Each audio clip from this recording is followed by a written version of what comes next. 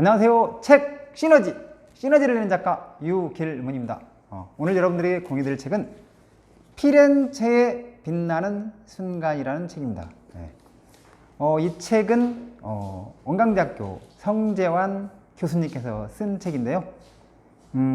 이 책은 CEO나 리더들에게 뭔가 통찰, 인사이트를 주는 책이에요. 왜 그러냐면 기존의 르네상스 문예 부흥의 핵심을 조각이나 건축이나 아니면 인문학이나 어떤 그런 문화예술 쪽의 측면에서만 다뤘다고 한다면 이 성재환 교수는 그게 아니다 하면 그런 르네상스 문예 부흥에 그렇게 영성하게 발전할 수 있는 돈이 뭐냐면 상인에게 있다. 가지고 뭔가 기존의 어떤 관점을 확 바꿔버리는 어떤 그런 우리에게 방향을 다르게 이렇게 볼 수 있는 어떤 그런 눈을 가질 수 있게 하는 그런 멋진 책이거든요. 그래서 이 책을 전체를 다 할 수는 없고 일단 이 책 속의 어떤 그런 인문학, 그 다음에 어떤 인문학 속의 어떤 그런 핵심 속에서 CEO 및 리더들에게 뭔가 주는 어떤 교훈, 그리고 또 하나 이제 여기가 좀 특별한 게 뭐냐면 뭔가 나만의 어떤 그런 뭔가 브랜드, 그 다음에 아니면 홍보를 위한 그런 블루오션 어떤 그런 전략도 이렇게 숨어 있더라고요. 물론 시대상이 많이 변하긴 했지만 그때 그 당시에 어떤 그런 뭔가를 한번 짚어본다고 한다면 우리가 뭔가 이렇게 도움이 되는 그런 측면들이 많이 있다는 그런 생각을 한번 해봤습니다. 자, 그래서 책 속에 있는 내용을 한번 들어가다 보면 그런 내용이 나와요. 뭐냐면 어떻게 피렌체의 새로운 지도자가 된 걸까?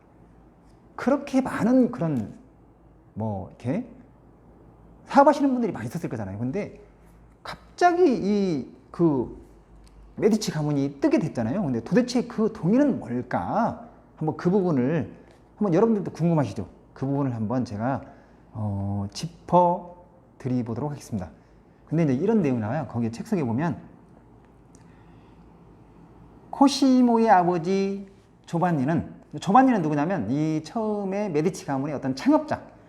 조반니는 낡은 산 노렌토 성당을 개축해 가문의 영묘를 마련하는데 동료 후원자도 구할 수 없을 정도로 어려움을 겪었다. 또한 메디치 가문의 문장은 후대에 전당포의 심벌로 전락할 정도로 존경받지 못했다.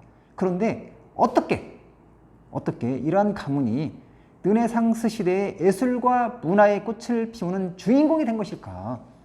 또 어떻게 150여 년이나 넘게 피렌체를 지배해온 신흥상인의 어떤 그런 세력을 물리치고 피렌체의 새로운 지도자가 된 것일까? 여러분, 이게 궁금하지 않으세요? 이 의문에 대한 해답은 코시모, 처음에 어떻게 보면 그 기업으로 말하면 창업했던 그 코시모의 탁월한 코시모의 아버지, 그러니까 코시모 아버지가 조반니거든. 조반니 데 메디치. 그 조반니의 탁월한 사업 감각, 그리고 또 하나 중요한 게 뭐냐면 탁월한 사업 감각도 감각이지만 진짜 핵심이 뭐냐면요, 피렌체의 어떤 힘이 나중에 뭔가 부를 소유하고 있는 부유한 상인이 아닌 시민들에게서 나올 거라고 예견한 거예요. 그래서 그러면서 이 조반니 이 창업자가 자기 아들들한테 유언을 남기는데 어떤 유언을 남기냐면, 물론 이제 살아생전에 항상 겸손하고 그 다음에 이렇게 나서지 않고 그 다음에 이제 그런 부분, 그리고 또 하나는 뭐냐면 이제 뭔가 이렇게 시대를 이렇게 뭔가를 앞서간 어떤 그런 탁월한 어떤 그런 시대적인 감각, 이런 부분도 물론 있었지만 여기서 이제 자녀들한테 뭔가 유언을 하는 게 너무 인상 깊은 것 같아요. 그러니까 지금 흐름이 앞으로는 이렇게 할 거다. 그러니까 이쪽을 꼭 너희들이 알면 이걸 신경을 써야 된다. 그 내용이 나오거든요. 그 부분을 한번 읽어드리면 그게 뭐냐면 이런 얘기가 나와요. 아들을 불러놓고 이제 이렇게 죽음을 앞두고 이런 얘기를 한 거예요. 피렌체의 선하고 훌륭한 시민들을 존경하는 일에서 즐거움을 찾으면 시민들은 우리 가문을 그들의 안내자로서 빛날 수 있도록 해줄 거다. 근데 중요한 건 뭐냐면 그때 그 시대적인 상황에서 다들 어떻게 보면 이게 사업가잖아요. 사업가. 그리고 상인이잖아요. 근데 지금 뭔가 이렇게 사업을 확장하고 돈을 벌고 막 부동산을 구입하고 이러면 뭔가 은행을 설립하고 이제 조반니가 그랬거든요. 근데 그런 쪽에 확장하고 이러면 돈을 더 벌고 이러면 이런 쪽에 포커싱을 둘 법도 한데 그것을 뛰어넘어서 이러면 미래를 예측한 거예요. 그러면서 앞으로는 이러면 너가 이것만은 꼭 명심해라. 그게 뭐냐면 다시 한번 말씀드리면 피렌체에 선하고 훌륭한 시민들을 존경하는 일에서 즐거움을 찾으면 시민들은 우리 가문을 그들의 안내자로서 빛날 수 있도록 해줄 거다. 이런 얘기를 한 거예요. 그래서 결국에는 이게 적중한 거예요. 적중. 나중에 이제 이게 빛을 발휘하거든요. 결국에는 이것이 예를 들면 피렌체의 어떤 새로운 지도자로 만든 걸 알면 그런 거고, 그 다음에 이제 여기에 이제 우리 성재환 교수님께서 이제 그런 얘기를 해요. 그림을 주의 깊게 바라보고 있으면 그림이 당신에게 말을 걸어올 것이다. 알면 혹시 여러분들 그림 주의 깊게 바라보고 계신가요? 혹시 그림이 말을 걸어온 경험 있으신가요? 언제쯤도 말을 걸어올까요? 이제 진짜 이건 중요한 것 같아요. 근데 중요한 게 뭐냐면 그림이 안 보이던 게 계속 들여다보니까 조금씩 보이는 거 있죠. 제가 이제 이렇게 유튜브 동영상 찍으면서 몇 번 이야기를 했는데 방송하면서 제가 한 3년 8개월 정도 그림 공부를 하고 있거든요. 근데 예전에는 전혀 안 보이던 것이 지금은 조금씩 보이고 그림이 저한테 말을 거는 그런, 아직 이제 걸어온 건 아닌데 걸어올 것 같은 그런 예감이 이렇게 드는 거 있죠. 자, 그리고 세 번째는 뭐냐면 공교롭게도 피렌체에 빛나는 순간이잖아요. 근데 제가 전주에 살고 있는데 전주시와 피렌체가 자매 도시래요. 실은 이제 피렌체를 저는 가보진 않았지만 엄청난 그런 보물들이 뭐 미술관이나 이런 쪽에 해가지고 예전에 그 르네상스 쪽에 보고들이 엄청나게 숨어 있는 거잖아요. 그런데 그런 어떤 그런 보물, 자산, 그것과 아니면 더 확장해서 이탈리아, 피렌체, 대한민국, 아니면 또 전주 해가지고 문화 관련돼 가지고 어떻게 하면 서로 뭔가 긴밀하게 협조해서 뭔가 새로운 어떤 그런 시너지를 낼 수 있을까, 이런 부분도 한번 생각해 보시면 어떨까, 이런 생각도 한번 해봤고요. 그러면서 네 번째는 뭐냐면 나만의 어떤 그런 홍보를 위한 어떤 그런, 아니면 나만의 브랜드를 위한 블루오션 전략은 그런 것도 지금 많이 필요한 거잖아요, 실은 CEO나 리더들한테. 근데 이 당시에 어떤 그런 것을 했는지 한번 잠깐 보면 페이지 233페이지에 그런 게 나오는 것 같아요. 뭔 이야기가 나오냐면 결국에는 뭐냐면 여기에 있는 그 메디치 가문의 그 리더들이 실은 이제 노렌초도 그렇고, 그 다음에 뭐 예를 들면 코시모도 그렇고, 인문학자나 아니면 그 다음에 철학자, 그리고 건축가, 그 다음에 뭐 예를 들면 미술하는 미술가들, 그 화가들을 예를 들면 전폭적으로 지지를 한 거잖아요. 근데 그러면서 이제 그렇게 하니까 인문학자들은 예를 들면 그 메디치 가문을 많이 이제 홍보를 해주겠죠. 이제 그래서 그런 내용이 나오는데, 어떤 내용이냐면 인문학자들은 노렌초를 홍보하는 전략을 기념 주화를 제작하는 것만으로 끝내진 않았다. 뭐 시를 통해서도 하고, 당연히 예를 들면 뭐 여러분들이 알고 있다시피 뭐 그림을 통해서 엄청나게 많이 예를 들면 홍보를 많이 해줬잖아요. 그래서 제가 여러분들한테 드리고 싶은 것은 뭐냐면 그런 거예요. 이때 이 당시에는 SNS나 이런 게 없잖아요. 근데 그럼에도 불구하고 어떻게 보면 뭐 주화나 아니면 시 있잖아요. 시를 막 이렇게 뭔가 뭐 노렌초님의 손을 잡게 되니 어찌 기쁘지 않을까, 그러면서 이제 뭔가 이렇게 애찬하는 그런 시를 통해서 홍보도 하고, 그 다음에 이제 그림 속에 이제 알면 그 메디치카의 어떤 수장들을 이렇게 살짝 끼워넣기도 하고 그래가지고 결국에는 간접적으로 이제 홍보도 많이 하고 그랬잖아요. 그러면서 지금 현재 시점에 이때는 이렇게 했는데, 몇백 년 전에 이렇게 했는데 지금 그렇다고 한다면 나만의 어떤 그런 블루오션 전략이 있냐, 내 브랜드를 높이고 나를 홍보하기 위해서 하려고 하는 어떤 그런 블루오션 전략이 뭐냐 하면 이 부분도 한번 이 책을 통해서 생각해 보시면 좋을 것 같아요. 그리고 노렌초가 앉아있면 중간에 보면 뭔가 이렇게 위기 상황에 처한 거예요. 위기 상황에. 근데 이때 어떻게 대처했는지, 결단이 필요한 순간에 어떻게 했는지를 아주 잘 나타내는 그런 내용이 있거든요. 그 부분을 한번 읽어드리면 페이지 231페이지 나와 있는 거네요. 근데 이제 그런 얘기가 나와요. 노렌초의 결정은 단호하고 빨랐다. 위대한 노렌초라고 하잖아요. 그러니까 조반니, 그 다음에 코시모 데 메디치, 그 다음에 노렌초. 이 3대가 실은 최고의 절정기를 맞이했거든요.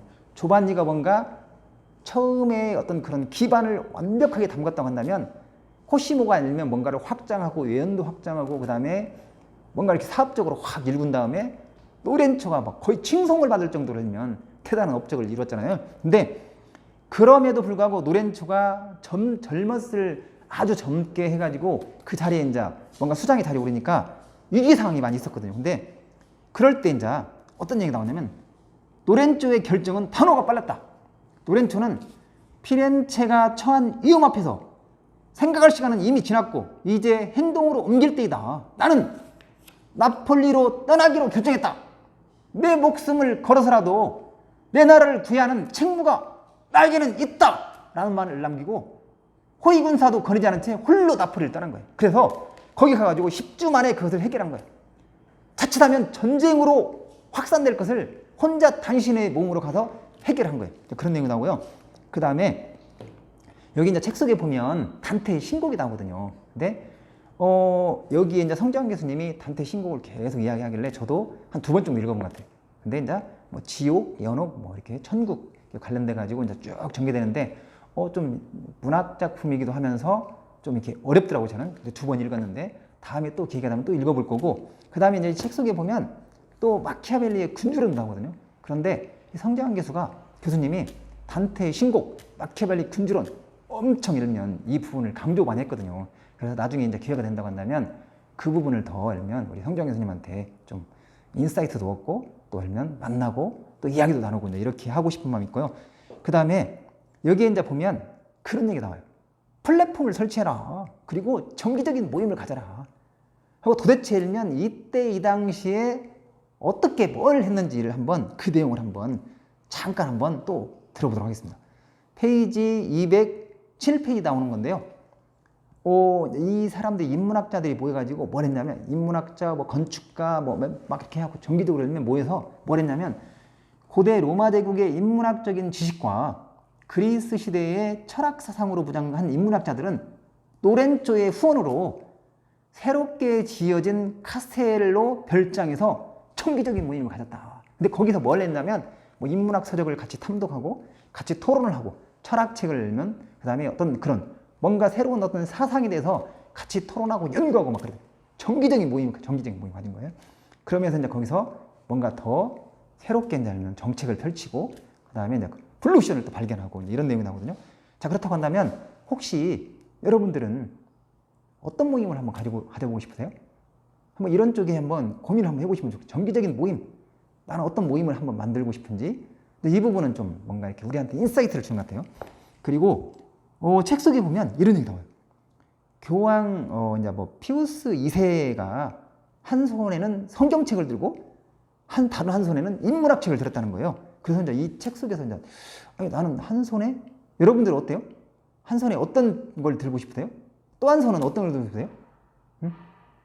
교황이 한 손에 뭔가 성경책, 한 손에는 인문학책을 들었다고 하는데 여러분들은 양손에 어떤 책을 들고 싶으신가요? 그러면 한번 생각 한번 해보시면 좋을 것 같아요. 그리고 그런 게 나와요.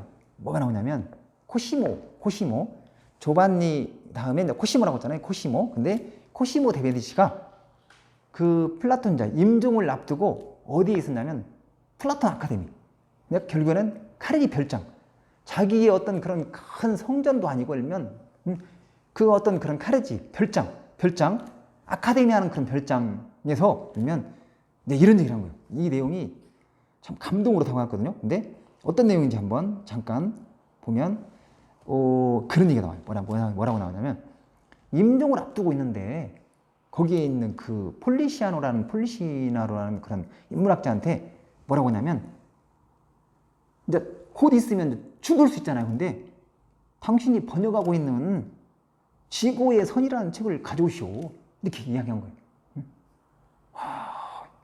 얼마나 그 인문학자들을 사랑하고 그 다음에 정기적으로 그 모임을 가지면서 그 다음에 물론 이제 부나 아니면 그리고 사람들을 향하는 마음도 있었지만, 그리고 뭐 예술이나 이런 쪽 해가지고 많이 후원도 하고 그러면서도 뭔가 어떤 그런 자기의 어떤 내면 속의 어떤 그런 부분들을 많이 열면, 공부도 하고 들여다보고 열면, 그러면서 그런 부분들이 이 대목에 나타나 있는 것 같아요. 그래서 이 대목을 보면서 만약에 이제 죽음의 순간에 일면 뭔가 책을 찾는다 하면 이건 쉽지 않은 거잖아요. 얼마만큼 애착을 가지고 있는가 하면, 그럴 정도로 일면 한번 여러분들 이제 유튜브 방송 듣고 계신 분들한테 그 이야기를 한번 물어보고 싶어요. 진짜 내가 알면 애지중지하는 그런 책이 어떤 게 있냐 알면, 진짜 너무 아껴가지고 막 이러면 너무 막 소중한 그런 책 혹시 그게 뭘까 알면 한 번 정도 이렇게 생각해 보면 좋을 것 같아요. 그리고 이제 마지막으로 올리면 뭐냐면, 코시모는 피렌체 어떤 그 시민들이 자긍심을 느낄 수 있도록 거대한 어떤 수도원을 신축을 하고요. 근데 그게 결국은 산마르크 수도원이에요. 그런데 중요한 건 뭐냐면, 수도원을 신축을 하면서 그 다음에 도서관을 짓고, 그 다음에 도서관을 짓는 데서 끝이지 않고 45명을 고용했대요. 근데 그 45명 왜 고용했냐면, 도서관을 채울 수 있는 어떤 그런 책들을 필사하도록. 옛날에 막 책들을 막 찍어낼 수 없었잖아요. 그러니까 책이 있었다, 고문서가 있었다 그러면 그 책들을 필사를 해야 되는 거예요. 필사. 근데 이제 그걸 지시를 한 거예요.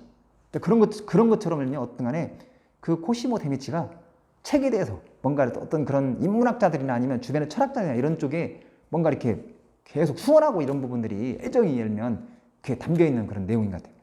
여러분 혹시 피렌체의 빛나는 순간, 이게 어떻게 보면 우리한테 인사이트를 주는 책이거든요. 우리가 보지 못하는 것, 그것을 볼 수 있게 하는 그런 역사를 통해서, 그때의 어떤 시대적인 상황을 통해서, 그때의 어떤 문학과 그때의 예술을 통해서 우리한테 인사이트를 주고 있는데요. 성재한 교수께서 4년 8개월 동안 몰입을 해가지고, 그것도 피렌체에 뭐 한 번 가면 3개월, 2개월, 막 1개월 동안 몰입해가지고 열면 쓴 책이거든요. 한번 여러분들에게 강추하고 싶고요. 여러분, 피렌체의 빛나는 순간 혹시 도움이 되셨나요? 그렇다고 한다면 구독 버튼 꼭 한번 눌러주시기 바랍니다. 감사합니다.